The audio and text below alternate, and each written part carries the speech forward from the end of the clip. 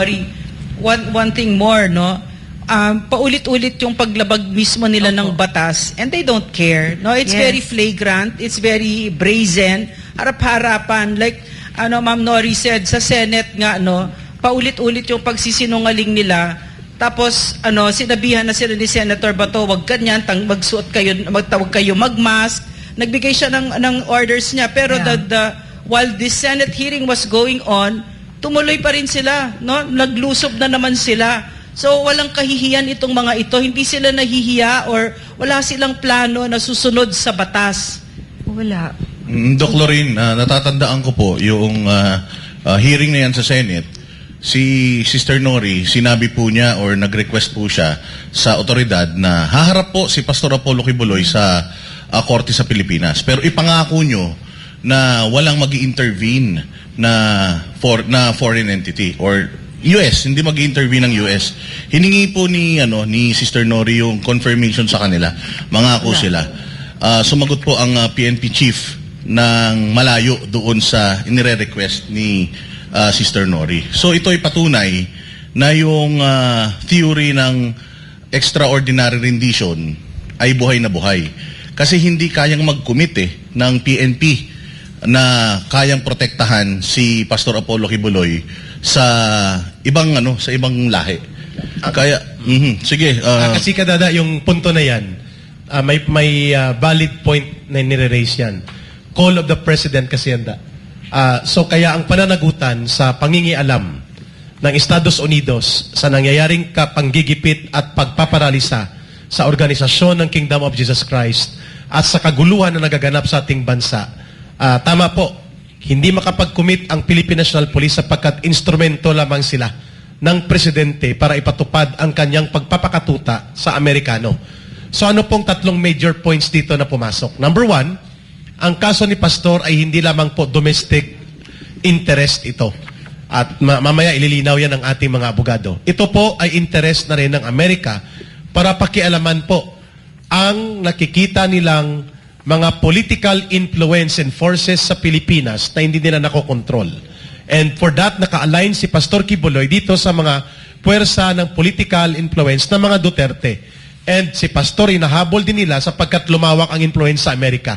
Kaya ang freezing of assets kanina na lumabas, tatanungin natin ang mga abogado, ex parte po ito, arbitrary, walang due process. Nag-investigate sila pero ang ginamit nilang folder and basis ay ang ginamit sa Amerika at ginamit sa Pilipinas.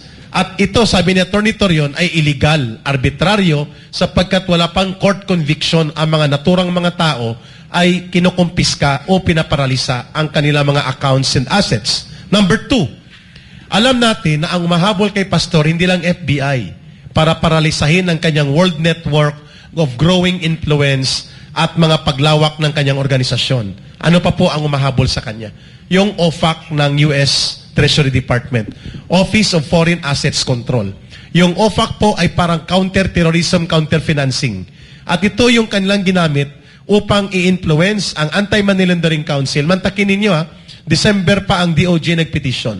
So balit hindi nila pinaalaman ang mga naturang mga tao, ang Kingdom of Jesus Christ, ang SMNI at sino-sino pa, at basta naglabas na lang biglaan ng arbitrary decision na kinokonpiska o pinapa-freeze nila temporaryo ang mga assets and accounts. Number three, kaninong interest po ang pinanindigan ni Marcos dito sa interest na usapin sa paghabol ng Amerika kay Pastor? Interest po nila at ng Amerika. Interest ni Marcos at ng Amerika sapagkat si Marcos po ay nagiging instrumento ng panibagong paghahari ng Amerika sa ating bansa upang manumbalik ang neo-kolonyal o ang kanilang panibagong pangungulunya sa Pilipinas. At dahil dyan may mga bagahe si Marcos, perang ninakaw ng kanilang pamilya na nakatago at naka-frozen din sa Amerika, ang kanyang pangungunyapit sa poder na hindi siya mahuhulog habang sinusuportahan sa ng Amerika at hindi siya makukudita o ano pa mga banta sa kanyang kapangyarihan na nakasandig sa Amerika. At pangatlo, isasakripisyo si Pastor at ang mga Duterte para mawala ang political threats nila both ng Amerika at ng mga Marcos. Ang lahat ng ito nakakagulat sapagkat more than 60 accounts yata ang pina-frozen ex parte. Ibig sabihin walang hearing, summary proceedings kaagad, nagdesisyon at walang due process at ngayon ay nakabinbin po ito na para bagang lulumpuin na nila ng walang proseso ng tamang batas. At dahil dyan, titingnan natin ang reaksyon ng ating mga legal team ng Kingdom of Jesus Christ at ng iba pang mga opinion ng abogado natin. Magandang gabi po sa lahat, no? Halos po ako nahulog sa bangko kanina nung nalaman ko when I was interviewed by another media outfit kanina umaga, and I was informed na meron daw freeze order na inisyu ng Court of Appeals, and I bluntly told him I am not aware of any such move, no? Because I clearly remember that if you will base it under administrative matter on anti-money laundering law, that can only be filed today, and within 24 hours, the Court of Appeals can issue it, no? And it is ex parte indeed. But I could not believe that the case filed by Blenda Portugal on Anti-Human Trafficking Act under Section 4A of the said law can be made as the sole basis. Kasi ang sabi lang naman niya doon, wala namang ma-dates na siya ay pinatinda ng mga OTAP, siya yung caroling. And the requirement of the law is that there must be reasonable, sufficient relation between the unlawful activity under the Anti-Human Trafficking Act and the monetary instruments as well as properties which were acquired by reason thereof. So, itong reasonable relationship between the unlawful activity and the instruments as well as properties acquired by reason thereof, hindi ko sukat ma-connect. Kasi paano yung karuling, pagtitinda ng kung magkano yung nakita sa pagtitinda ng OTAP at saka karuling, doon sa mga properties na nakalista doon, pati eroplano. Oo. At saka mga assets pa ng SMNI. So, kumbaga,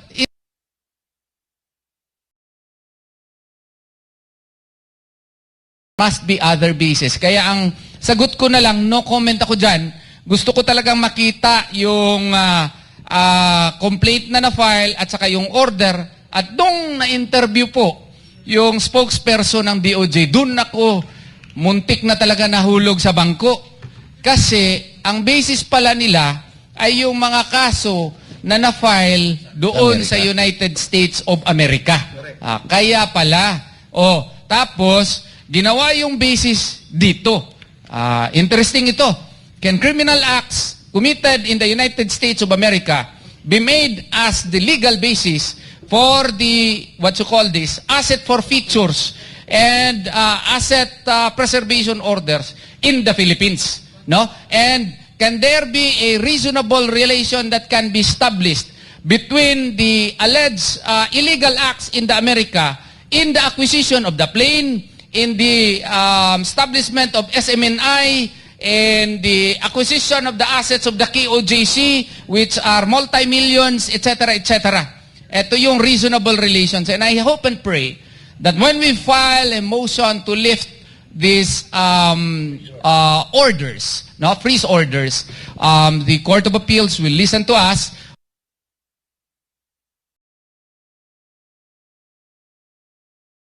Certiorari before the Supreme Court questioning the finding of probable cause. Both remedies, we are looking at pending the receipt of the official copy of the order issued by the Court of Appeals. Maraming interesting legal issues dito, pero ang nag-suffer po dito agad-agad yung mga napakaraming employees ng SMNI na hindi muna masweldohan. Yung mga marami pong mga empleyado ng KOJC po at mga workers po na kailangan ng pagkain araw-araw, ilan po silang libo pong tao na umaasa po ng pagkain mula sa KOJC. Yung mga kabataan sa yung mga scholars ni Pastor. Correct. No, na umaasa lamang dito po sa suporta ng KOJC.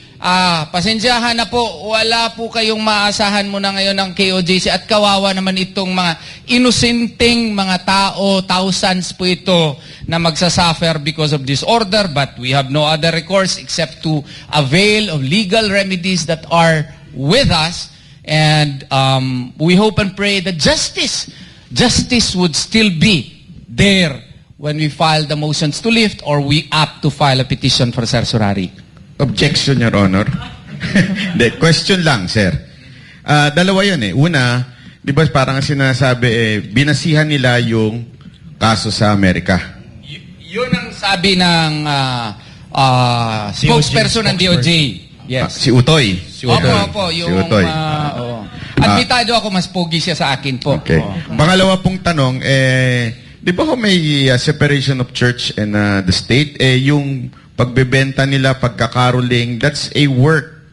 I mean, part ng church work, di ba? Church duty nila yon. Kaya nga, first time ko yun, hindi pa na-file ata yun sa Catholic Church ng ating Republika eh. Pwede ba tayo magdemanda sa pangongolekta ng ibang church? Ganun ba yun? Ganun ho ba ang dating nun? Kaya nga marami pong interesting issues po dito. Tsaka, kasi kung legally, ang mabasihan lang sana is yung Anti-Human Trafficking Act ni Blenda Portugal dito. If you will read that law, criminal forfeiture would only happen if there is already conviction. Oh, may conviction na dapat. Dito, wala pa ngang trial. Nagpa-file pa nga tayo ng motion to quash. Meron na. Yun nga pala, galing pala sa United States of America yung basis nila. I look forward to the day that we will appear in court and argue on the legal basis by which they rely upon in the filing of this petition. Dali lang, Attorney Adam. bago magsalita si Attorney Adam, hawakan mo mabuti yung microphone mo ha, kasi frozen na yan. Oo nga ito, frozen asset. Pag-aari ng SMA na yan, baka bukas kukunin nila yan. No? Attorney Adam, may rejoinder. Yun nga, based sa DOJ press release kasi, kung basehan lang natin yung nandito, the cases pending are in Quezon City Court, RTC, and Pasig City Court. One is for 7610 and the other is 9208. Both of these, tama yung sabi ni Dean na yung criminal forfeiture will only happen after the conviction of these cases. So we have this theory kasi we cannot just give a clear, definite, and precise comment on this considering na hindi pa namin nakita yung petition, hindi pa namin nakita yung Wala pa tayong kopya. 48-page na resolution. We were just informed that the resolution is 48 pages. And then, nandun yung details.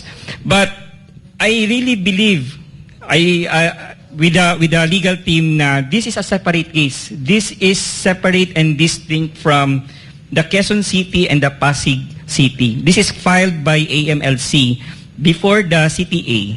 And the reason why the Court of Appeals issued immediately that freeze order is for preventive measure daw kuno, 20 days. Now, ang problem lang namin dito is that hindi lang kasi si pastor ang nadamay. Nadamay yung ibang corporate entities na hindi naman dapat sana isali. Correct. And this will have consequences on the employees of these corporations na separate and distinct naman talaga dapat kay pastor. So yun. And very broad dangerous ito sapagkat ito yung sinasabing weaponization of the law. May gusto kaming impact. Natin. Ang 48 page na sinasabi ni anong pangalan ng Attorney Adam. spokesman? Clavano. Ay sabi, pirmado ni Associate Justice Gabriel Robinyol. Robinyol. Okay, klaro ha. This is very broad.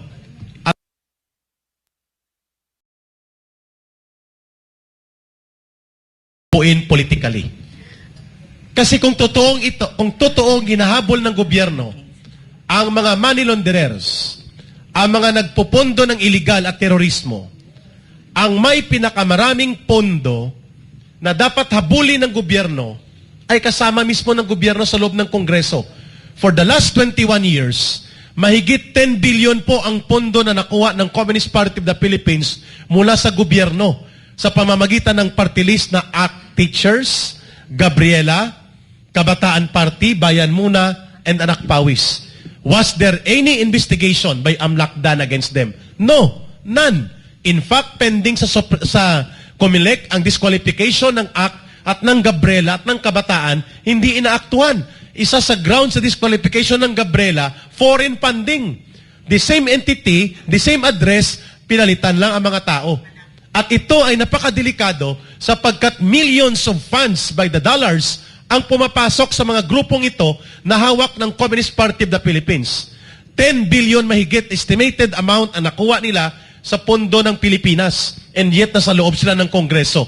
Was there any instance that AMLAC, Anti-Money Laundering Council, and the Department of Justice filed cases of forfeiture or freeze order against the assets of Franz Castro, Raul Manuel, Arlene Brosas, Sarate, Tede Casino, and Ferdinand Gaite, and those who served, like sa Torocampo, for the last 20 years sa CPP party list na ito? Wala.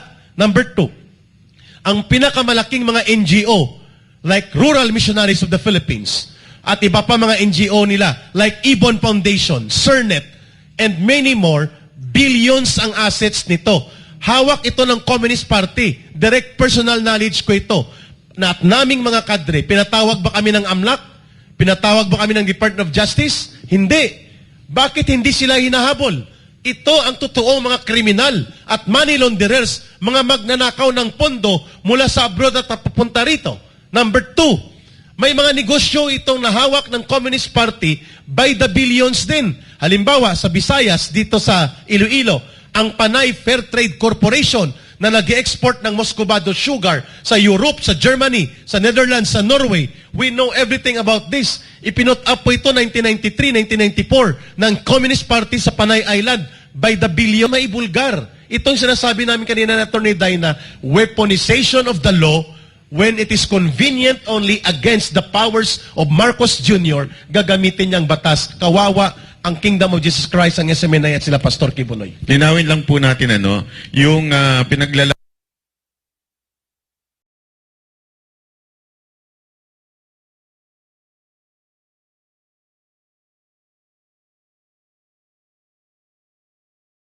nung kanilang tithes. Part po ito ng pagbibigay ng bawat isa dahil sa kanilang paniniwala. Which is, kahit naman nung unang panahon, ganyan na po, naalala niyo po sa Acts, di ba nagbibigay po yung bawat tao doon ng kanilang mga kagamitan. At yung meron nga doon, di ba, namatay na mag-asawa dahil nagnakaw. Anong ginagawa niyo ngayon? Pag nanakaw yan, mahirap magalit po ang Panginoon sa inyo. Kasi ang ninanakaw niyo po, tandaan niyo, yung tinatawag na first fruit na ibinibigay sa church para para po gamitin po ito. So, yun lang po. In addition to what they're all saying, no? You are not questioning the people who are in Congress, but you are taking money away from children. Yung freeze order po, kasama yung Children's Joy Foundation. Na kumakain araw-araw. Mga bata ho ito, whose parents cannot afford to give them a good life. Whose parents cannot afford to send them to school, feed them 3 times a day. Ito po ang na-freeze ninyo. Pagkain ng mga bata. Edukasyon ng mga bata. Where is the justice here? Aside from that, we just want to call out the attention of AMLC since kayo man talaga yung nag-file ng verified petition dyan. You should have considered that hindi si pastor lang yung tinira ninyo dito eh. Tinira ninyo dito yung mga group, yung mga institutions na hindi naman talaga kasali.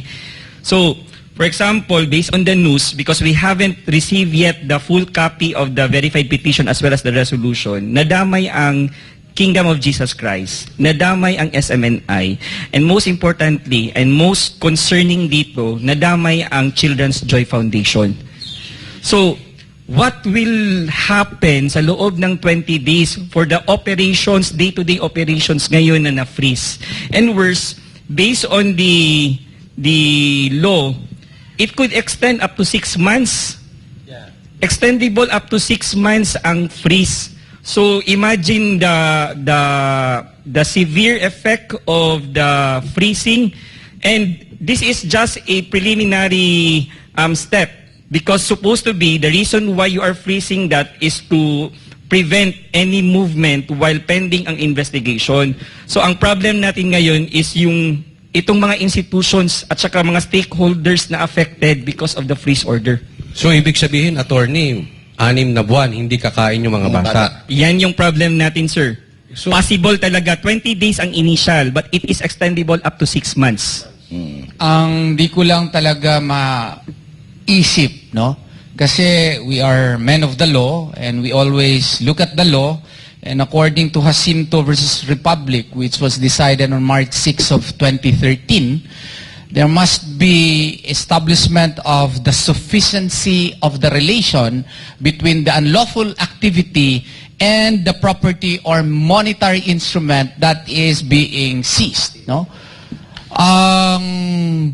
Suarasug, ang SMNI kasi has been there for quite a long time, and I don't think the act of Blenda Portugal caused the acquisition of SMNI.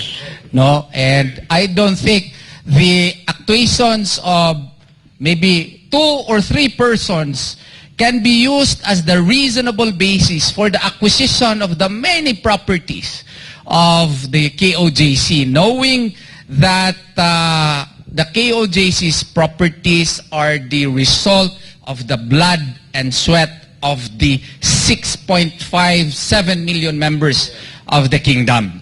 So that is why we are really very excited to look at the certified true copies of the order so that we can file the appropriate motion to lift these freeze orders, or depending upon the result of our discussion with our fellow lawyers, file a petition for certiorari before the Supreme Court. Hanggang ngayon, hindi ko pa makita yung reasonable relation between the alleged unlawful activity and the acquisition of such properties. May tanong